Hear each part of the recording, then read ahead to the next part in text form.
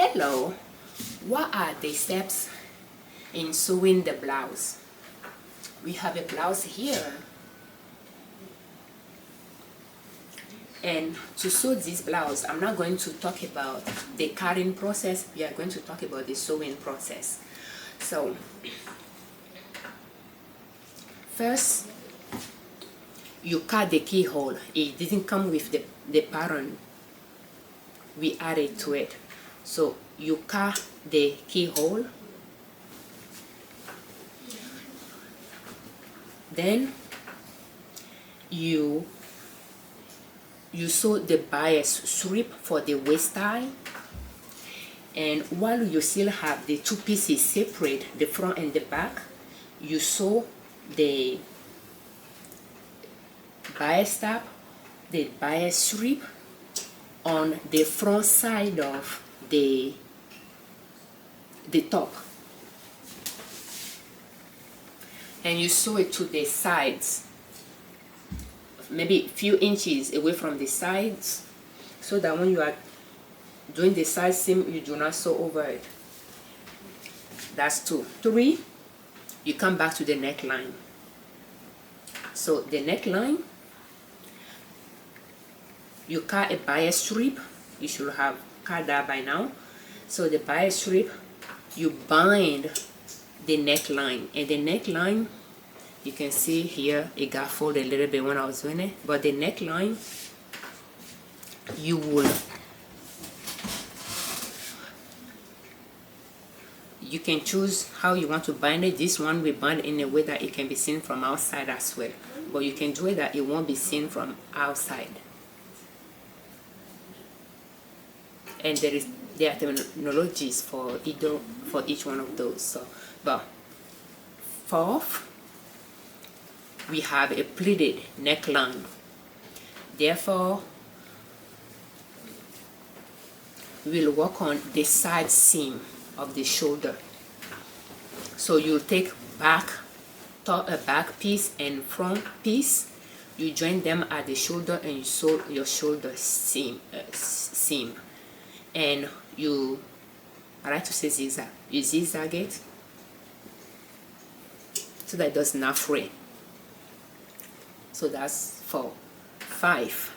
Now that you have the two pieces joined at the shoulder, you will measure your neckline from opening of the keyhole to the other, and that will give you a length that 3 times of that is the fabric piece you cut and you make the pleat. If you want to add the pleat to the sleeves, then while the sleeves is wide open, you measure the end of it. 3 times of that is the fabric piece as well. So you can just make strips of fabrics and sew those pleats to turn it into pleats. 5. 6. You get your bias tape, and so once you made the pleat, you sew it against the top.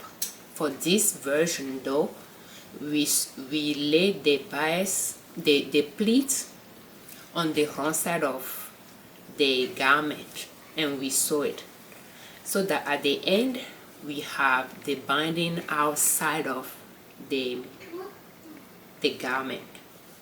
So you sew the pleat against the neckline. That's 5. 6, if I have not lost track of those numbers. 6, you add the binding. While it's still a binding strips, you add it from one neckline to the other. You measure it to make sure you can have about 15 or so extra on each side, and then you sew it on the wrong side of the fabric against the pleats, and then you fold it to the outside and sew it again and top stitch it so that you can sew both sides of that on the right side of the fabric. So that's 6. And then you'll have your neckline. So you have your shoulder, your neckline, your this done, the waist tie set 7, you tackle your sleeves.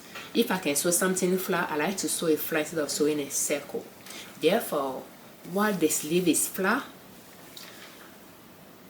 you attach the pleats to it. So that's 7. So you attach it to the wrong side of the fabric, and then you will have the raw edges on the wrong side of the fabric. You put your binding, you make a binding strip that you pull on. Pretty much the way you sew the neckline is what you do here as well. So you put the binding strips, because this is flat, you put the binding strip on the sleeves and you sew it on the wrong side of the fabric, and when you fold it out, you fold it in again and you sew it on the right side of the fabric to have a display around the sleeve. And this is 8. You just sew it, you make the bias strip, and you just sew the middle against the middle of the sleeve, and you do all of that while the sleeve is still flat, not connected to the top. 8, you sew the sleeve. So that is the cuff we did because of this layout. So you sew the sleeve against the armhole. 8. To do that, I'm not going to show you really how to do that, but you put the, while it's flat and the top is flat, back and front, you pretty much put the right side against the right side, connecting the cap high to the shoulder seam of the top, pin, and sew. So you still have front piece, back piece, and somewhat flat sleeve because you didn't finish the bottom of it. So 9, from the inside, you join your sleeve and you sew it.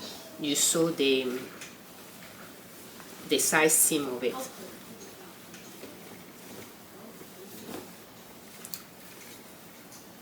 And what I like to do is join the iron it. Everything you sew, you iron it. So you, like, if it's necessary, so you pin the seams together and you sew from there to the end. That's what I like to do, so that those two can connect somewhat right. That's 9. 10, you show your side seam. So and every time you sew something that has seam, a raw edge exposed, it's good to zigzag it. So 10 side seam. So from the armhole that you sew, you join your side seam for back piece and front piece, and you sew them, and then you zigzag it. 11, you choose the hem for the bottom. It can be folded twice, zigzag and folded once, or just simply zigzag. And I chose zigzag, and sometimes I will zigzag twice. I just use the sewing machine to zigzag, and I like the curls that it does at the bottom, and that's why I leave it like that. And this one is cut on the bias, so it's not going to fray. Even though I have those things, and I zigzag it, it's not going to fray. But those are the different steps in sewing this blouse.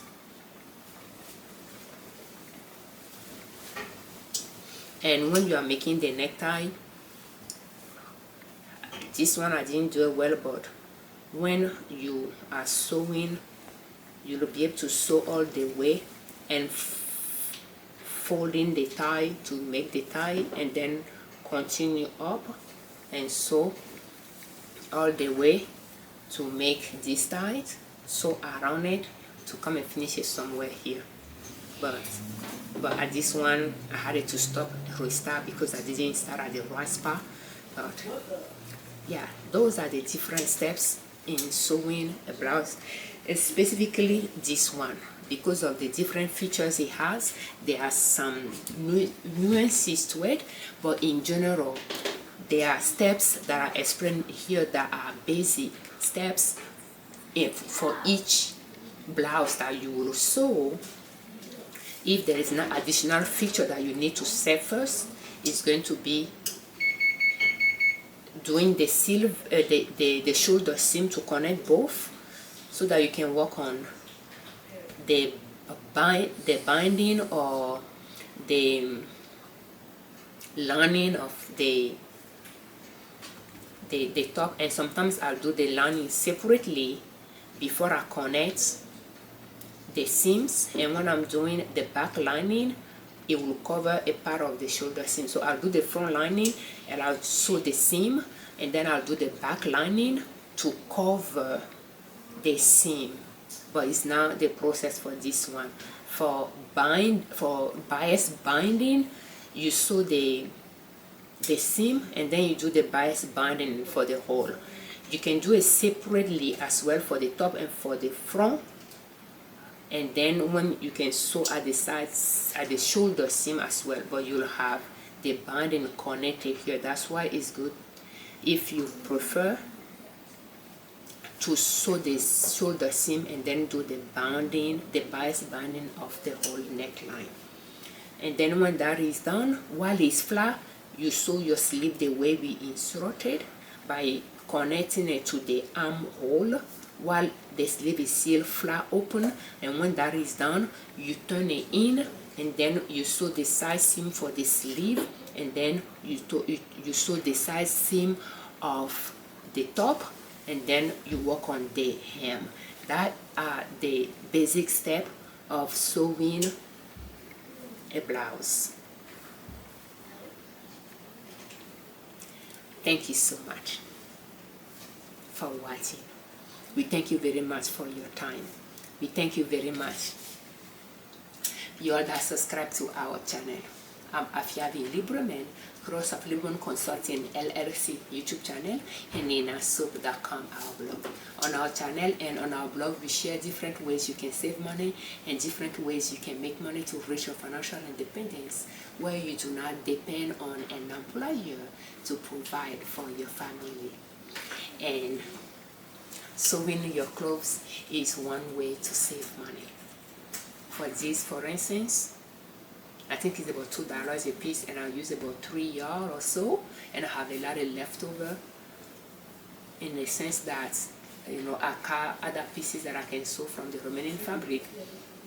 3 yards with $2 is about, you know, $6. If I say $6 to $9, and that is what this outfit is costing. But I will say $10 or so, because I use another fabric to make those accent pins, and I have a lot of bias strip left from that project that I didn't use, and I can use it on other pieces because it's made out of solid color that it will pair with a lot of things that can be paired with blue. But yeah, if we say $10 or so for a tailor blouse, tailored to, you know, my daughter's size, I think that's a very good tip. So that's one way to save money, by sewing your own clothes. Thank you so much for your time. If you are trying to sew clothes, you are new to it, yes, you can do it. It's not easy, and nothing that you are trying to learn is easy, especially when you are old. It can be a little bit harder to learn new things because you have responsibilities, you do not have a lot of time, and you have to actually narrow down what you are trying to learn. First, actually know what you need to learn to get to what you want to know, and narrow your education down to that, and find who can teach you that. I think there is a lot of research to do, and everything takes time, and it can be a little bit challenging when you do not have a lot of time to focus on your passion or your hobbies or, you know, your crafts, but it's worth it. you are spending time on your employer, on your job. So feel free, don't blame yourself, don't guilt trip yourself, or don't feel guilty. Feel free to spend time on yourself, on your children, on your spouse, on your house, because at the end of the day, that is what matters to you the most, and you are working hard because you want to make a better life for yourself, a better life for your children.